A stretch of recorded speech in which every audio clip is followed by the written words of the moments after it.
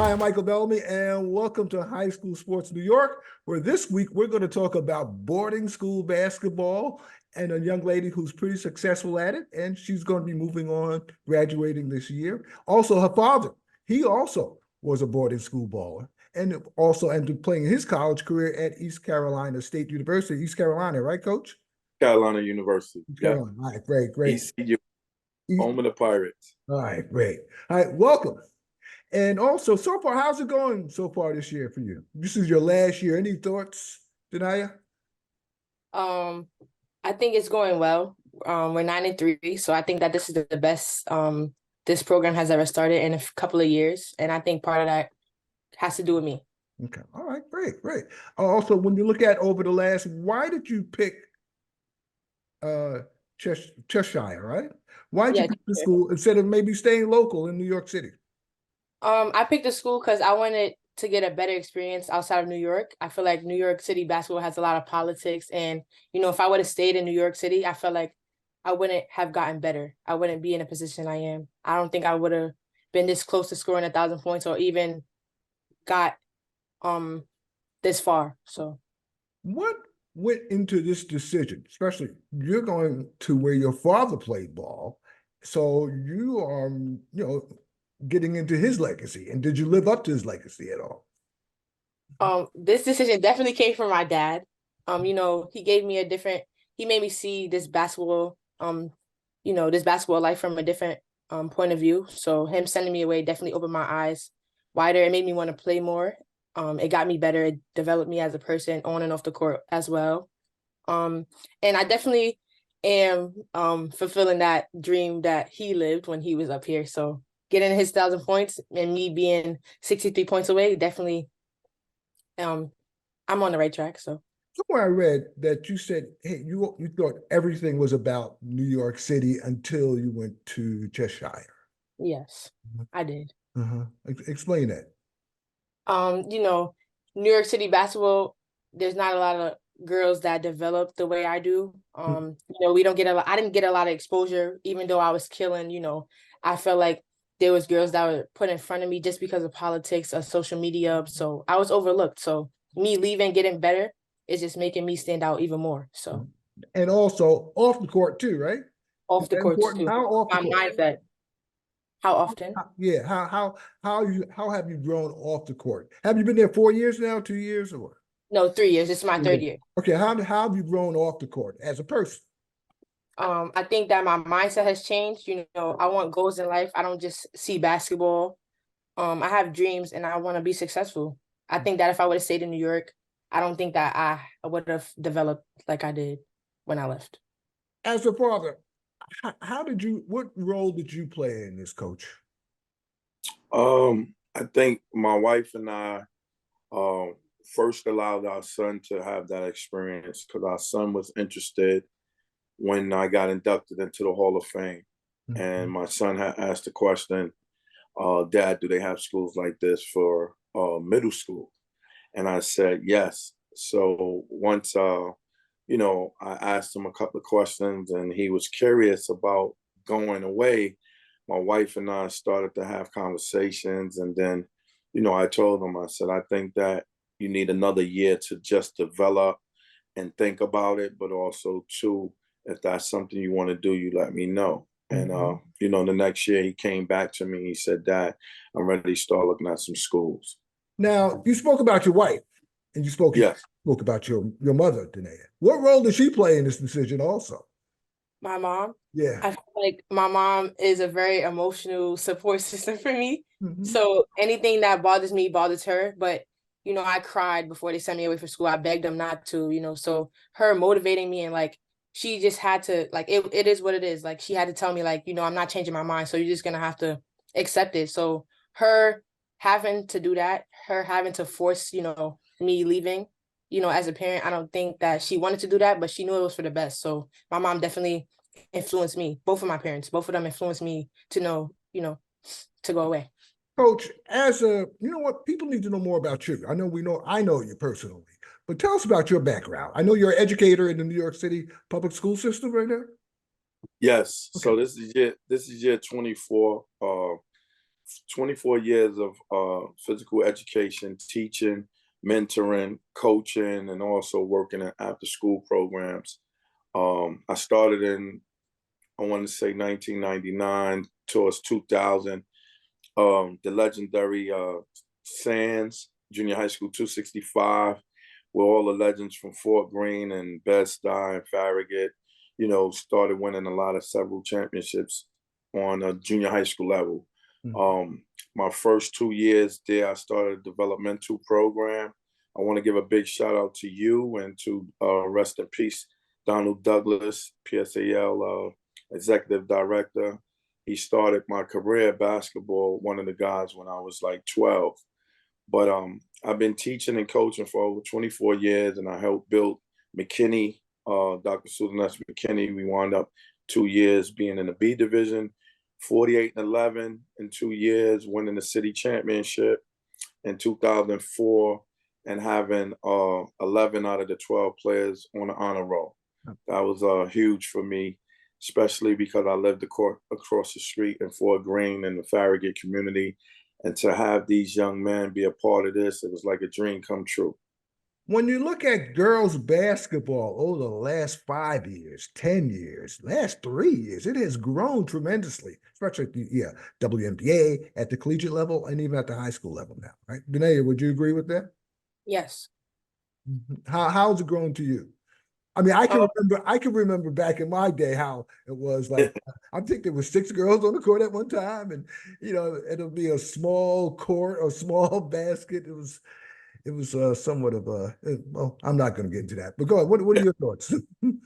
I feel like the women's sports in general was growing over the last few years, but specifically women's basketball. You know, we're becoming more aggressive. This is not a time where just, you know, one girl is good on the court. You know, you got a starting 5 that's great. Like, you got a whole team of 14 or 12 that, you know, these girls can play. Everyone competes now. You know, we talk aggressive. We are aggressive. We talk trash, you know, like, so we're just growing. So I just feel like, you know, women basketball in general, like even at the college level and the WNBA, you know, like even though we get technical fouls and stuff like that, you know, we're playing like the men. So that's true.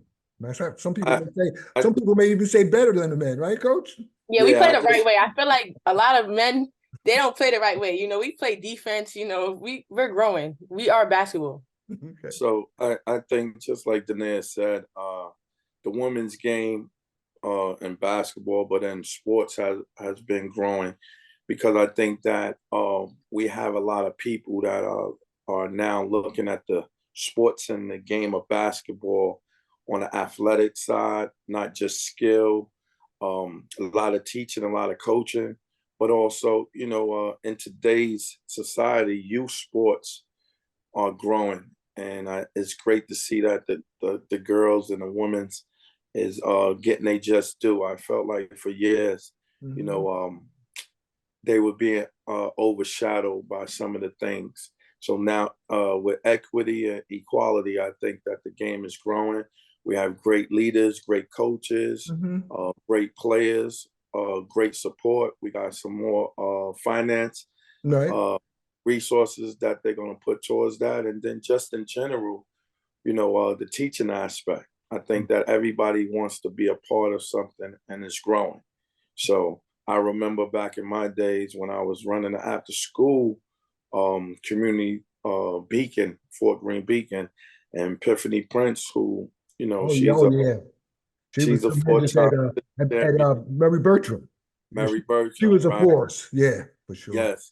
So, you know, she used to come to the after school center, and she used to bring Tina Charles from Christ the King. All these young ladies, while they was in high school, they was winning championships, but they always came to the after school gym, and they used to play against the boys, and they bring their whole 5, and they was very competitive. And I knew that they was going places. And now look at them, they all forces in the WNBA, making that movement that we're talking about with women's sports. And, you know, it's great to see someone like Epiphany that's from the community, right? Went to 113, scored 113 points while she was in Mary Bertram. And she's a big advocate. She's also supporting the Rippey family. You know, she has a great relationship with us, and we're grateful for everything that she does for us. How much has it, as far as, do you see a difference between prep school or boarding school ball and New York City's high school ball, De'Naya? Is there a Yes, difference? What's the yes, I difference? definitely see a difference. I feel like being in boarding school, you see a lot more competition. Not a lot of girls in New York City play basketball, or it isn't as much competition as it is up here in prep school. So you get more exposure. In New York, I wasn't getting as much exposure or anything like that. Like I come up here and that, I have people writing newspapers on me. I get, like people to notice me. College coaches come to our open gyms and things like that. Open gyms really just started for New York schools. What are That open, what are open gyms? Explain that. it's like practices, open workouts where college coaches can come and watch you work out and practice. They can talk to you, let you know what you got to work on. But in New York City, I feel like open gyms just became more popular when in boarding school it'd been a thing.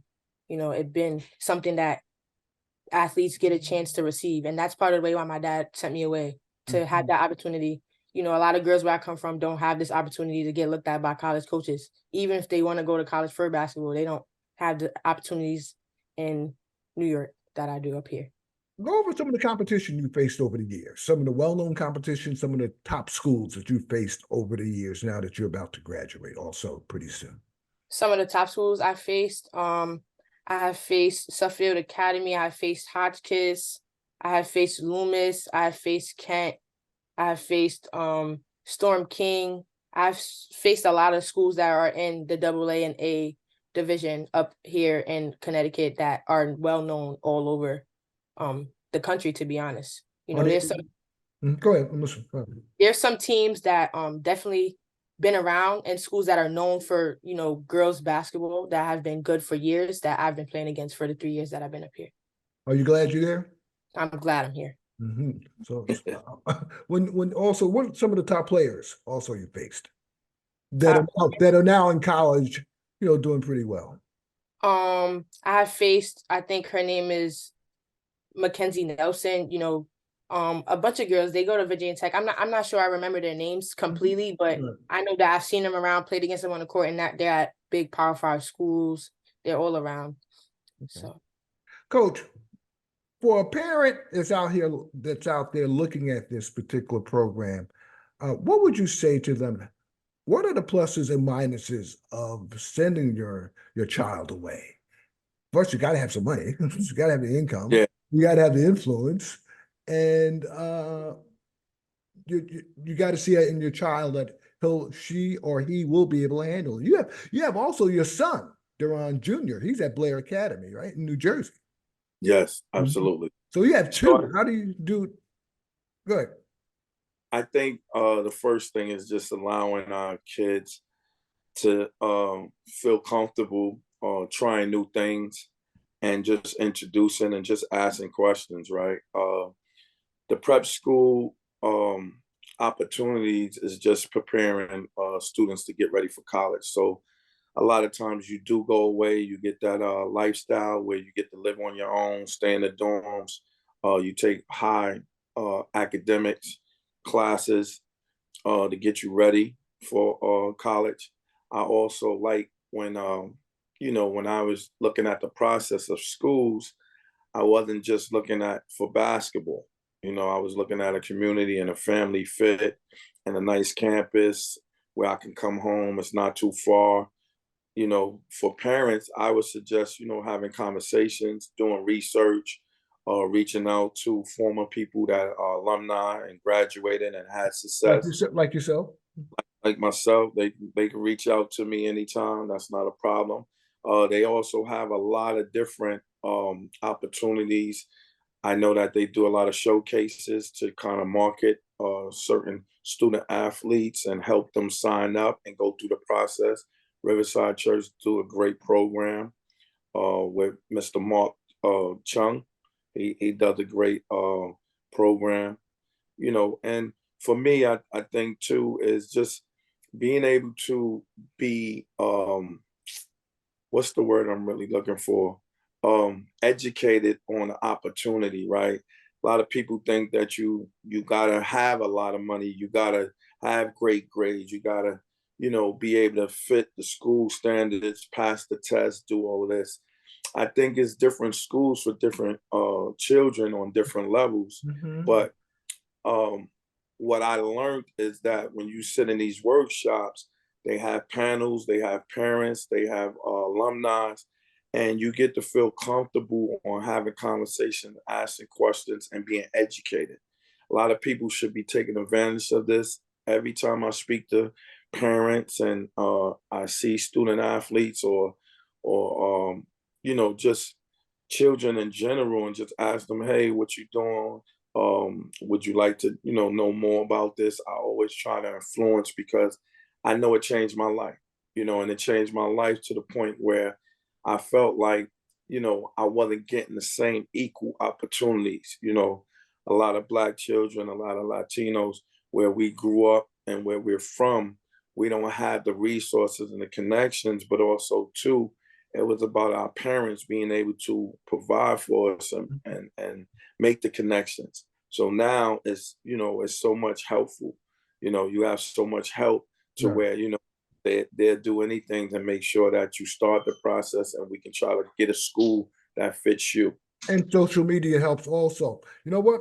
We're about to close out in a little bit, but I want to go over your career right now today. You're beginning to wrap this thing up. How many more games left in the season for you? I believe I have 7 more games left. I think 7 or 8 plus playoffs. So how does it look for you guys this year making the playoffs? How did you do last year also? I feel like we have a strong chance this year. I feel like 2 years ago when I first started on this journey that, I didn't even really know if I wanted to play basketball. But since I've grown so much, and it really has been me that, brought together a team that wasn't even built before I got here. I built the team up, and I feel like we have a stronger chance my senior year now more than ever. So we're definitely making playoffs. We can definitely compete with any team now, and things have changed from 2 years ago.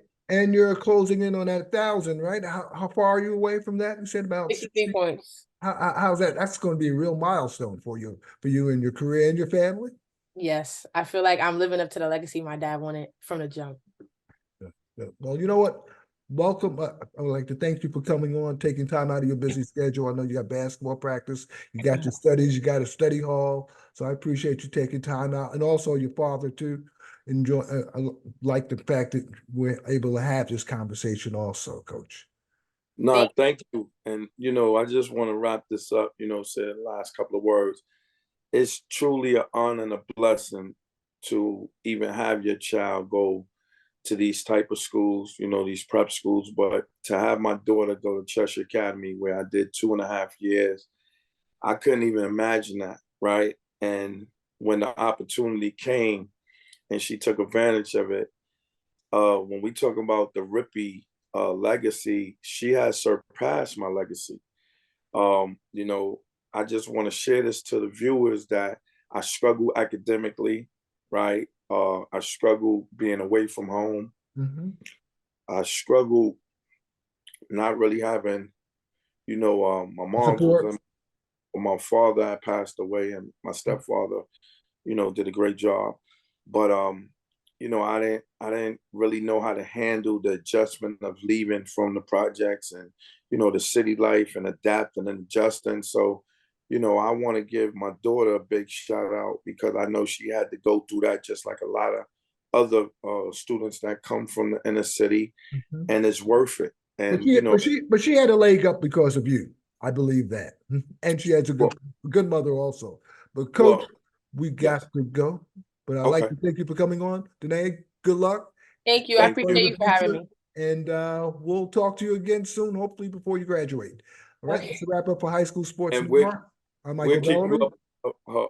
Her progress too, her recruitment. Fordham is coming to see her play this Friday. All right, thank you. We're out of time. Take care. Bye-bye. All right.